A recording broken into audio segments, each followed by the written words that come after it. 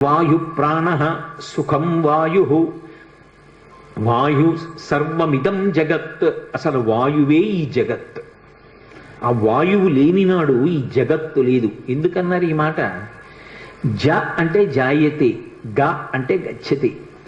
జాయతే గచ్చతే, వచ్చేది వెళ్ళేది. వచ్చింది కొత్తగా ఓ ప్రాణి, దేని వల్ల వస్తుంది? ప్రసూతి వాయువు వల్ల వస్తుంది. అమ్మ కడుపులో ప్రసూతి వాయువు లోపల ఉన్నటువంటి బిడ్డని పైకి తోస్తే కొత్తగా ఒక శిశు జననం అవుతుంది. అది పెరిగి పెద్దదైన తర్వాత అందులో ఊపిరి వెళ్ళిపోయి ఇక లోపలికి ఊపిరి పుచ్చుకోకపోతే ఆ ప్రాణి వెళ్ళిపోయింది. కాబట్టి ఇప్పుడు జగత్ అన్న మాట ఎక్కడుంది? వాయువునందే ఉంది. కాబట్టి వాయు సర్వమిదం జగత్ వాయునాసం పరిత్యక్తం న సుఖం విందతే జగత్. ఆ వాయువు కదలడం మానేసింది. లోకానికి సుఖం అన్న మాట లేదు, లోకమే లేదు, జగత్తు లేదు. కాబట్టి ఓ పితామహ, మీరు తొందరపడండి. వాయువుకి ఏ కారణం చేత ఆగ్రహం కలిగిందో ఆ ఆగ్రహాన్ని తీర్చండి. తీర్చి మళ్ళీ సమస్త భూతములు సంతోషపడేటట్టుగా చెయ్యండి. ఇప్పుడు బ్రహ్మగారే బయలుదేరాడు. ఒక్కొక్కసారి పరిస్థితి యొక్క ఉద్విగ్నతను బట్టి ప్రభువే వెళ్ళవలసి ఉంటుంది. వాళ్లే నా దగ్గరికి రావాలని అనకూడదు. కాబట్టి ఇప్పుడు ప్రభువే చతుర్ముఖ బ్రహ్మగారే బయలుదేరి పర్వత గుహ దగ్గరికి వెళ్ళాడు. గౌరవము అనొక మాట ఉంటుంది. ఎంత గౌరవంగా ఉంటుందంటే, ఒక కావ్యాన్ని ఒక పురాణాన్ని మీరు పరిశీలిస్తే అంత మర్యాదగా ఉంటుంది. కోపం వేరు, కానీ యుక్తాయుక్త విచక్షణ వేరు. కోపం ఇప్పుడు దేనికి సాధనం కావాలి అంటే, తప్పు జరిగినప్పుడు ఆ తప్పుని దిద్దడానికి సాధనం కావాలి. అది ఒక్కరు చేసిన తప్పు కాదనుకోండి, చాలా మంది కలిసి తప్పు చేశారు, అది ఒకడు చేసిన తప్పు కాదు. 50 మంది శిష్యులు ఉన్నారు, ఒక్కడికి గురువు గారు గుర్తురాల. ఏదో సుబ్రహ్మణ్య షష్ఠి నాడు ఉత్సవం జరుగుతోంది, కావడి పట్టుకుంటున్నారు. ఇంతమంది పట్టుకున్నారు, పేరుకి గురువు గారిని పిలుస్తారు. ఒక్కడికి గురువు గారు గుర్తు రాలేదనుకోండి, గురువు గారు ఎందుకు రాలేదని అడిగినవాడు లేడు, గురువు గారు రెండని పిలిచినవాడు లేడు. ఇప్పుడు గురువుగారికి కోపం రావాలా వద్దా అంటే వచ్చి తీరాలి. ఎందుకంటే వ్యవస్థ గాడి తప్పిపోయింది. కాబట్టి గాడిలో పెట్టాలి అంటే గురువు ఆగ్రహించాలి. ఎలా ఆగ్రహించాలి అంటే, తాను కోపమునకు వశుడైపోకూడదు. కోపము తన చేతిలో ఉండాలి సాధనంగా. దాని చేత దిద్దాలి వ్యవస్థని. ఇది మీరు రామాయణాదుల్ని పరిశీలిస్తే ఎంత అద్భుతంగా కనపడుతుంది. వాయువు చతుర్ముఖ బ్రహ్మగారు వస్తుంటే, నా కొడుకు ఇంత ఇబ్బందికి కారణం అవడానికి అదిగో ఆ ఇంద్రుడే కారణం, ఆ ఇంద్రుడితో దేవతలతో కలిసి బ్రహ్మగారు వస్తున్నాడు, నేనెందుకు లేచి నిలబడాలి అనలేదు. వెంటనే లేచి నిలబడ్డాడు. మంత్రములతో ఆయన దగ్గరికి వెళ్ళి ప్రదక్షిణం చేసి నమస్కారం చేసి చేతులు జోడించి నిలబడ్డాడు. వెంటనే చూశాడు, ఏమి వాయుదేవా, ఏమి ఆగ్రహం? ఇదిగో యుక్తాయుక్త విచక్షణ లేని నా బిడ్డడు దేవతలందరికీ పనికి రావలసిన వాడు సూర్యమండలం వైపుకు వెళ్ళాడని కొట్టాడు ఇంద్రుడు. పడిపోయాడు. వెంటనే ఆయన తన కమండలంలో నీళ్లు ఆ పిల్లవాడి మీద జల్లి స్పృశించాడు బ్రహ్మగారు. చతుర్ముఖ బ్రహ్మగారి యొక్క స్పర్శ కలగగానే ఆ పిల్లవాడు అప్పుడే పుట్టిన వాళ్ళ మళ్ళీ లేచి కూర్చున్నాడు. లేచి కూర్చుంటే వాయువుతో సహా సమస్త దేవతలందరూ సంతోషించారు. వెంటనే వాయువు మళ్ళీ ప్రసరణం ప్రారంభం చేశాడు. సమస్త భూతముల యందు ఆయా శరీరముల యందు వాయు ప్రసరణం ప్రారంభమైంది. ఆ వాయు ప్రసరణం ఎప్పుడైతే ప్రారంభమైందో అందరూ సేద తీరారు. ఇప్పుడు బ్రహ్మగారు అన్నారు, ఈ పిల్లవాడు మహోత్కృష్టమైనటువంటి మూర్తి, ఇతను దేవతా కార్యములను సాధించవలసిన వాడు. అందుకే నేను ఇతనికి వరమిస్తున్నాను. ఈ పిల్లవాడు బ్రహ్మదండము చేత కూడా కొట్టబడడు. ఇకపైన మీరు కూడా ఈ పిల్లవాడికి వరాలివ్వండి అని ఆజ్ఞాపించాడు దేవతల్ని. సాధారణంగా వరమిస్తే దేవతలు ఏదో ఒక కోర్కె తీరేటట్టుగా ఇస్తారు. కానీ హనుమ విషయంలో చాలా విచిత్రమైన రీతిలో వరమిచ్చారు. ఆ దేవతలందరూ బయలుదేరారు. సూర్య భగవానుడు వచ్చాడు. వచ్చి ఆయన అన్నాడు, ఈ పిల్లవాడికి నేను గురుస్థానం వహిస్తాను. ఒక గురువు దొరకడం అంటే జీవితంలో ఎంత గొప్ప విషయమో అర్థమవుతుంది. అందున ఇవాళ ఆదివారం కాదు, త్రయోదశితో ఉంది సూర్యోదయానికి.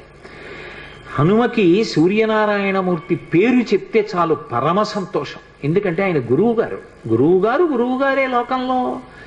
అందుకని ఆ సూర్యనారాయణమూర్తి వచ్చి ఈ పిల్లవాడికి తగిన వయస్సు వచ్చిన తరువాత నేను శాస్త్రపాఠం చెప్తాను, ఇతనికి నేను గురువు అవుతాను.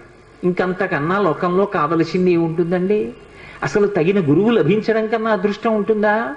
సూర్యుడే వచ్చి గురువు అవుతానన్నాడు. కానీ అది తర్వాత ఎంత చమత్కారానికి దారి తీసిందో మీరు పరిశీలించవలసి ఉంటుంది. దేవేంద్రుడు వచ్చాడు, ఒక విచిత్రమైన కోరిక కోరాడు. ఈ పిల్లవాడిని నేను వజ్రాయుధం పెట్టి కొట్టాను, కొడితే కేవలం ఇతని ఎడమ దవడ ఒక్కటి విరిగింది. ఈ విషయం లోకానికి అంతటికీ తెలియడం కోసం వజ్రాయుధం పెట్టి కొడితే విరిగినటువంటి ఎడమ దవడ కలిగిన వాడు కాబట్టి హనుమా అని పిలవబడాలి. ఈ పిల్లవాడు ఇక పైన నా వజ్రాయుధము చేత ఎన్నడూ కొట్టబడడం, నా వజ్రాయుధం ఈ పిల్లవాడిని ఏమీ చెయ్యలేదు. వెంటనే యమధర్మరాజు గారు వచ్చాడు. ఆయన అన్నాడు, లోకంలో ఏ ప్రాణులైనా సరే నేను వేసినటువంటి యమపాశముల చేత శరీరాన్ని విడిచిపెట్టేస్తారు, జీవుడు ఉత్క్రమణం అవుతాడు. కానీ ఈ పిల్లవాడు యమపాశముల చేత కట్టబడడం. నా యొక్క అనుగ్రహం లేకపోతే రోగములు వస్తాయి, రోగముల చేత బాధపడతారు జనులు. కానీ ఈ పిల్లవాడి శరీరానికి ఎప్పుడు రోగం రాదు. ఏ రోగం లేకుండా ఎప్పుడు పరమ సంతోషంతో ఆనందంగా జీవనం చేస్తాడు. యమధర్మరాజు గారు వరం ఇచ్చాడు. వెంటనే వరుణుడు బయలుదేరి వచ్చాడు. ఆయన అన్నాడు, 10 లక్షల సంవత్సరముల తర్వాత కూడా నా వరుణపాశముల చేత ఈ పిల్లవాడు బంధింపబడడు. ఈ పిల్లవాడు నీటిలో మునిగిపోయినా ప్రమాదము జరగదు. నీటి యందు పిల్లవాడికి ప్రమాదము జరగకుండా వరుణపాశముల చేత కట్టబడడు అని నేను వరమిస్తున్నానన్నాడు. కుబేరుడు బయలుదేరి వచ్చాడు. వచ్చి ఆయన అన్నాడు, ఆయనకి ఒక కన్ను పచ్చగా ఉంటుంది, పచ్చటి కన్ను పెట్టుకుని ఉంటాడు కుబేరుడు. సరే, ఆ వృత్తాంతం అంతా వేరనుకోండి. కాబట్టి ఆ కుబేరుడు అన్నాడు, నా కుబేరుని యొక్క దండము చేత యక్షుల చేత ఈ పిల్లవాడు కట్టబడడం, నా శక్తి ఈ పిల్లవాడిని కట్టడానికి సరిపోదు అన్నాడు. పరమశివుడు వచ్చాడు, నా త్రిశూలము చేత కాని నా సంబంధమైన ఏ అస్త్రము చేత కాని ఈ పిల్లవాడు కట్టబడడం. విశ్వకర్మ వచ్చాడు. ఆయన అన్నాడు, సమస్తమైనటువంటి అస్త్రములు నా చేత నిర్మింపబడ్డాయి, శస్త్రములు నా చేత నిర్మింపబడ్డాయి. శస్త్రములు అంటే బాహ్యంలో చేత్తో పట్టుకుని కొట్టడానికి పొడవడానికి పనికొస్తాయి. శూలం, గద, కత్తి, డాలు, ఢమరుకం, ఇలాంటి డాలు వంటివి. ఇటువంటి శస్త్రములు ఏవి కూడా ఇతని యందు పనిచేయవు. అంతేకాదు, ఏ అస్త్రాన్ని ప్రయోగించినా కూడా ఈ పిల్లవాడు అస్త్రము చేత కట్టబడడు.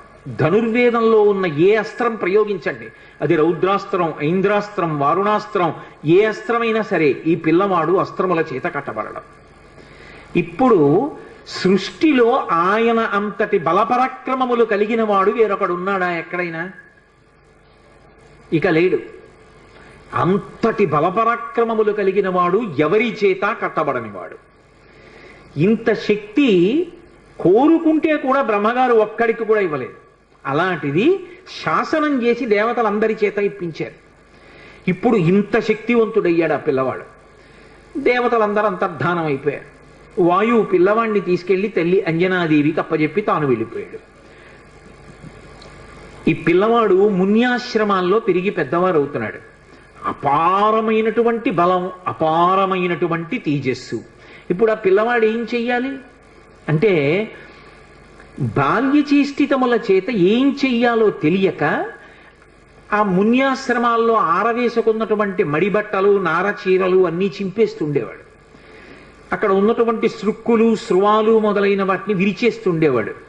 అక్కడ పెట్టినటువంటి మంగళద్రవ్యాలు, పేలాల పాత్రలు, ధాన్యం, ఆవు పాలు, పెరుగు, నెయ్యి, లాజలు, పేలాలు ఇలాంటివి కనపడితే ఆ పాత్రలన్నీ ఛిద్రం చేసేవాడు. యజ్ఞకుండాల్ని తిరగతోసేసేవాడు.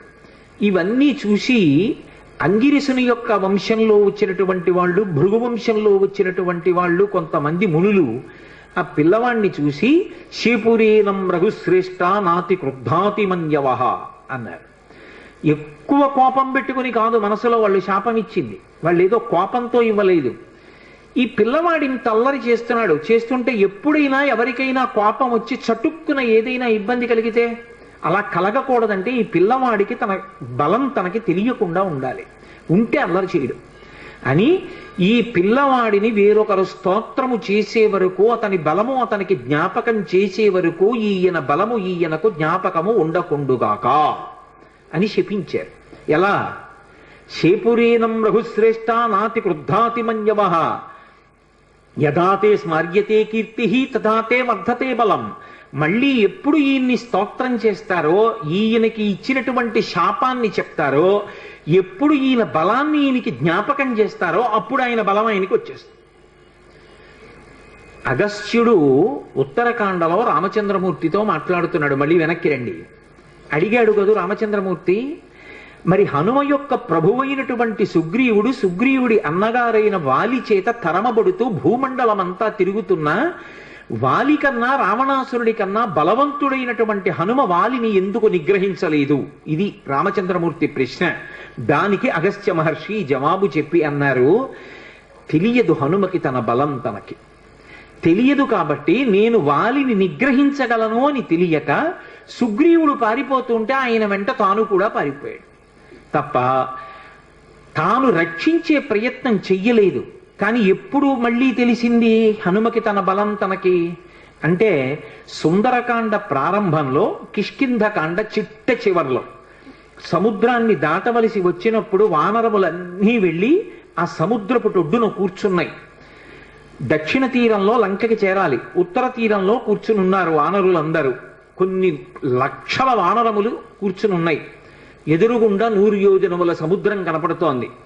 నేను దాటగలనన్నవాడు మాత్రం కనపడలేదు. 10 యోజనములు, 20 యోజనములు, 30 యోజనములు, 90 యోజనములు వెడతానన్నవాడే తప్ప 100 యోజనములు దాటి వెళ్ళగలనన్నవాడు లేడు. యువరాజు అంగదుడు లేచి అన్నాడు, నేను 100 యోజనముల సముద్రాన్ని గడచి వెళ్ళగలను, కానీ మళ్ళీ తిరిగి రాగలనో లేనో నమ్మకం లేదన్నాడు.